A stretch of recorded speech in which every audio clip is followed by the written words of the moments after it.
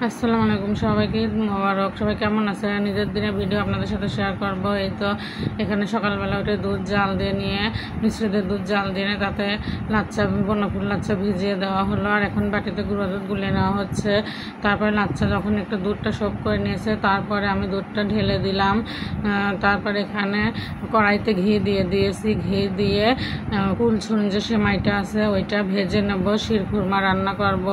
আমাদের পরিবারের সবাই শিরখুরমা খেতে খুব পছন্দ করে, তো আমি সেমাই এখানে ভেঙে নিয়েছি। ভেঙে তারপরে কড়াইতে ভেজে নিচ্ছি। আর বাদাম কিশমিশ আগে ঘিয়ে ভেজে তুলে রেখেছি। এখানে দুধ মিশ্রি দিয়ে জাল করার পর সেমাইটা দিয়ে দিলাম। আমরা সবাই লাচ্চা সেমাই রান্না করতে পারি, এটা শেখানোর কিছুই নাই। তারপরে আপনাদের সাথে একটু শেয়ার করছি। তো সেমাই দেওয়ার পর যখন বলক উঠে গিয়েছে, তার কিছুক্ষণ পর সেমাইটা সেদ্ধ হওয়ার পর নামিয়ে নিয়েছি।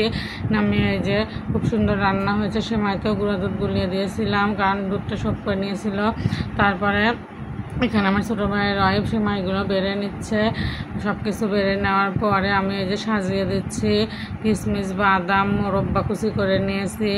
এখানে জর্দা রান্না করেছে আমার আম্মা। আমার ছোটো ভাইদের দিন জর্দা খেতে খুব পছন্দ করে, আমার মেয়েও খুব ভালোবাসে। জর্দাতে কিন্তু নারিকেলও দিয়েছি, বাদাম কিশমিশও দিয়েছি। তারপর উপরে আরও মোরব্বা বাদাম কিশমিশ দিয়ে সাজিয়ে নিলাম। এই যে লাচ্ছা সেমাই রান্না করেছি। বেশি কিছু রান্না করতে পারিনি, মেয়ে একটু অসুস্থ ছিল। মেয়ের খুবই ঠান্ডা লেগেছে, কিচ্ছু খাচ্ছে না। সে কাল থেকে আজ অব্দি কিচ্ছু খায়নি। তারপরে এখানে যে গরুর মাংস মুরগির মাংস সব ভিজিয়ে নেওয়া হয়েছে। আর এই যে খিচুড়ির জন্য এখানে চাউল নিয়েছি, কাটারি ভোগ চাউল, তার সাথে মুগের ডাল আর মসুরের ডাল মিক্স করে ধুয়ে নিচ্ছি। সুন্দর করে ধুয়ে একটা প্লাস্টিকের ডালায় করে আমি পানি ঝরিয়ে নেব। পানি ঝরিয়ে নিলে খিচুড়িটা খুব সুন্দর ঝরঝরে হয়। আর এখানে আমার আম্মা দেশি মুরগি রান্না করছে।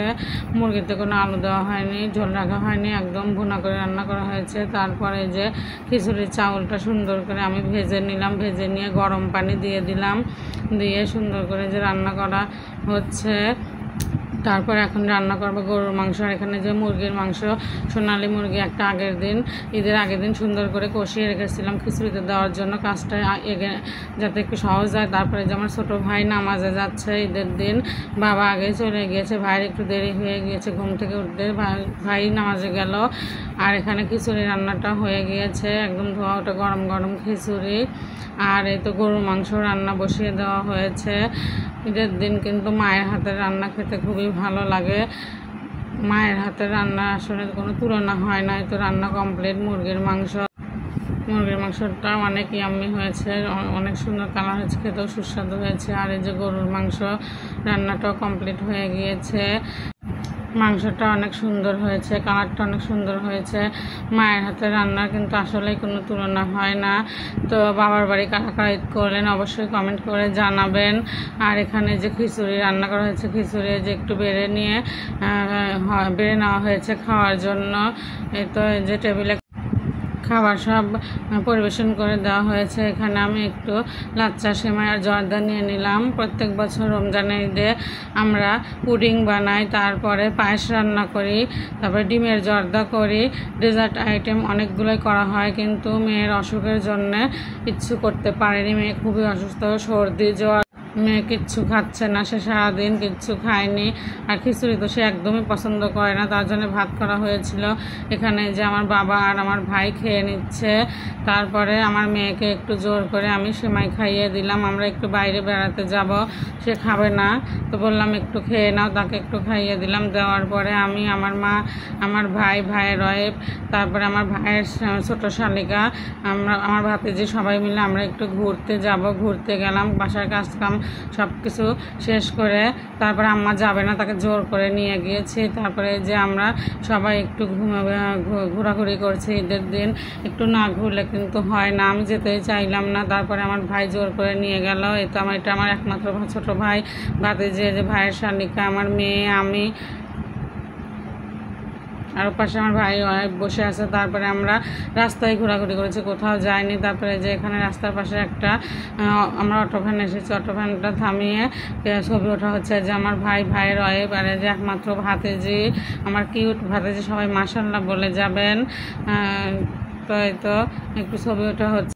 ছবি উঠে তারপরে আমরা বাসার উদ্দেশ্যে রওনা দিলাম। তো আপনাদের সবার কার কার ঈদ কেমন কাটলো সবাই অবশ্যই কমেন্টে জানাবেন। আমার ভাতিজি কিন্তু বাইরে এসে খুবই খুশি, সে বাইরে বেশি আসে না, তাকে বাইরে বেশি বের করি না। তো ঈদের দিন বাইরে বের হয়ে সে কী যে খুশি তা বলার মতো না, একদম চুপ করে আছে।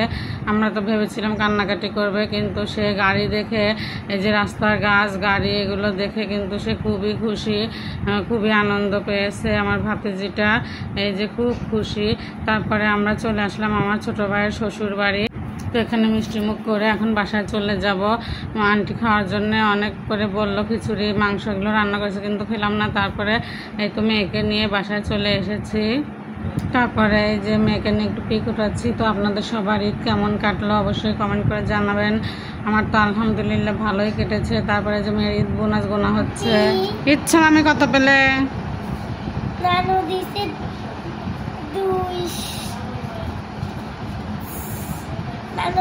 200, মামা দিছে 200 আর নানি দিছে 100, আর তুমি 100। কয় টাকা হলো? 5000। 600।